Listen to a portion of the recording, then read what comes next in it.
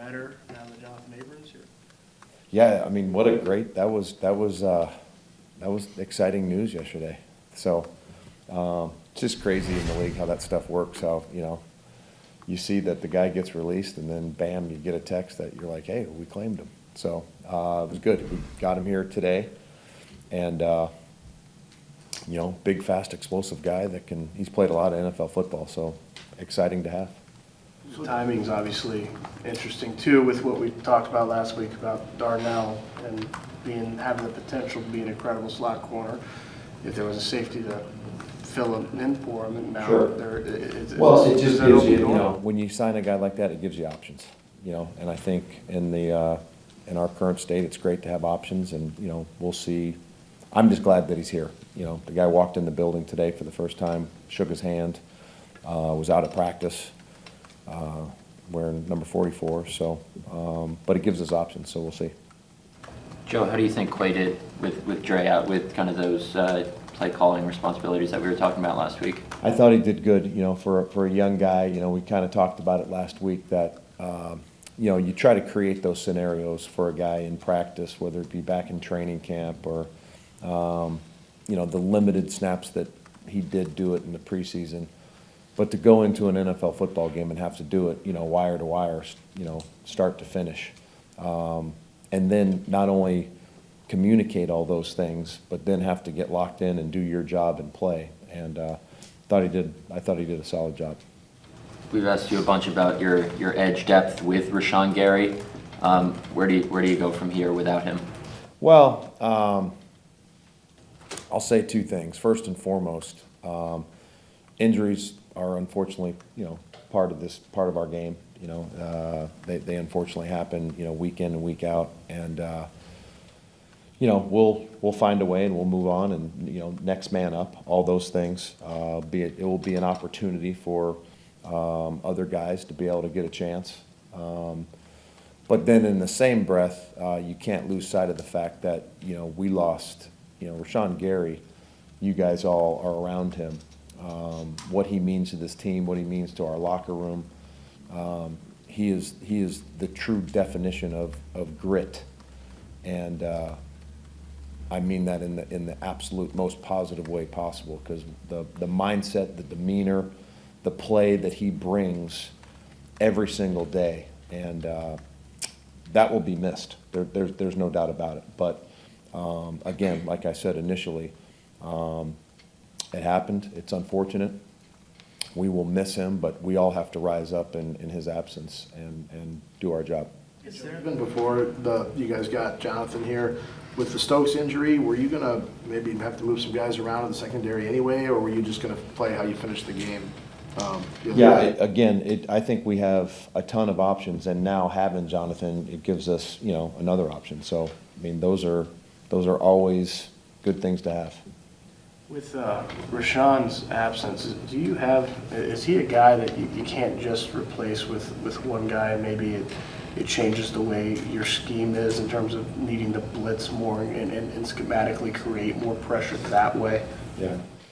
I think week in and week out, we attack every game plan and every team based on who that team is, based on what they do, based on, who the quarterback is, based on who the offensive line is. Of course, and also the other thing with that position, that's a position that those guys, you're on a rotation. You don't play, outside rushers don't, if there's 70 snaps in a game, they don't play 70 snaps. So guys rotate, guys roll through, and we'll continue to do that. But yeah, I mean, we're gonna, as I said, that we're gonna miss 52, what he brings from a mindset and a demeanor and a grit factor. We're also going to miss his production. There's no doubt about it. So you hope that you don't have to, completely change everything you do. But when you lose a player like that, you have to adjust. What do you think Kingsley's done with some of those roll-in snaps he's been getting? He's been improving. I think he's a young kid. That we brought in as a rookie, and I think we threw him into the fray. But every week he's been getting a little bit better. Every week he's been playing a little bit more. Obviously now, he's going to have to play even more with the absence of Rashan. But You know, we talk about daily improvement with every guy, but, you know, especially rookies, when they come in and, you look to maybe have a minor role for them, and then they have to get thrust into more of a major role. He's definitely going to get opportunities. Why isn't Jonathan Garvin playing a bigger role this year? You know, I think it's a number of things. You know, he's a rotational player for us. You know, obviously he again, another guy with Kingsley's, with JJ's, availability, going to get bumped up with Rashan's absence. Same thing will happen to be with Garvin. So, you know, we're gonna, those guys are definitely going to get opportunities to play and make plays and play a big role for us, hopefully. What's holding Wyatt back from getting a bigger role? You know, I think he's got, number one, he's, we have some good solid veterans, obviously, in that room ahead of him with Kenny and Dean and Jay Reed and TJ. But, I think the way rookies roll, every single rookie's subtly different. You know, some guys come in and are able to make a splash right away, and it's not too big for them. Other guys, it takes a little bit of time. There's some rookies that, go through a complete roller coaster throughout the whole year. So I don't think it's just one thing with DY, but he's a young kid that's, learning a brand new defense. And, we're going to give him, again, as the weeks go on, he's going to get more and more opportunities to go out and make plays. So, but I don't think I can't sit here and say the reason for, why, but he's done some good things. He's a kid that shows up every day and works, so as long as you put in the work, put in the process, at some point, hopefully, we see some good things on Sundays. You had a pretty quiet training camp. Has it been a steady progression where is that now, or is there a big jump along the way, or what have you seen? A quiet training camp. I mean, like preseason-wise, he played about as many snaps as like Jack and Slayton, and the production was pretty non-existent compared to those two guys. Yeah, I don't know how many second halves of the preseason games that DY played, but I for whatever reason, but yeah, he has been a kid that I think has gotten better every single week. His play is going to increase, and obviously, the more you play, hopefully the more plays you make. So, but he's a young kid that's just learning and learning how to be a pro and working, and that's all we can ask for. So, hopefully, with more opportunities, there's a chance for more splash plays.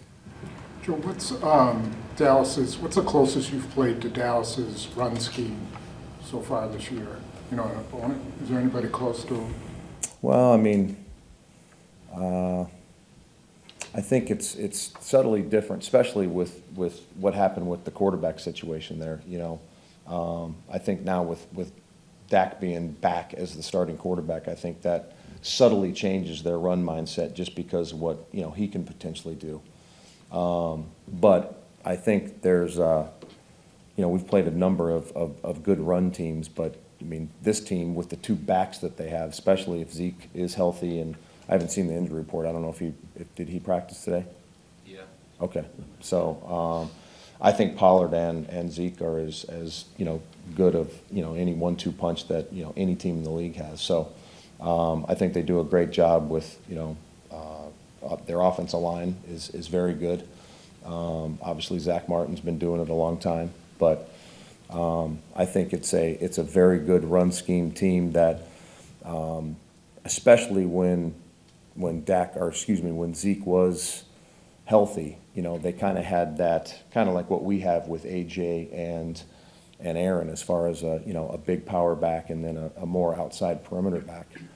But Pollard proved that he can really be a do-it-all back when Zeke has been out. So it's a very good run scheme. It's a very good run team with two really good running backs.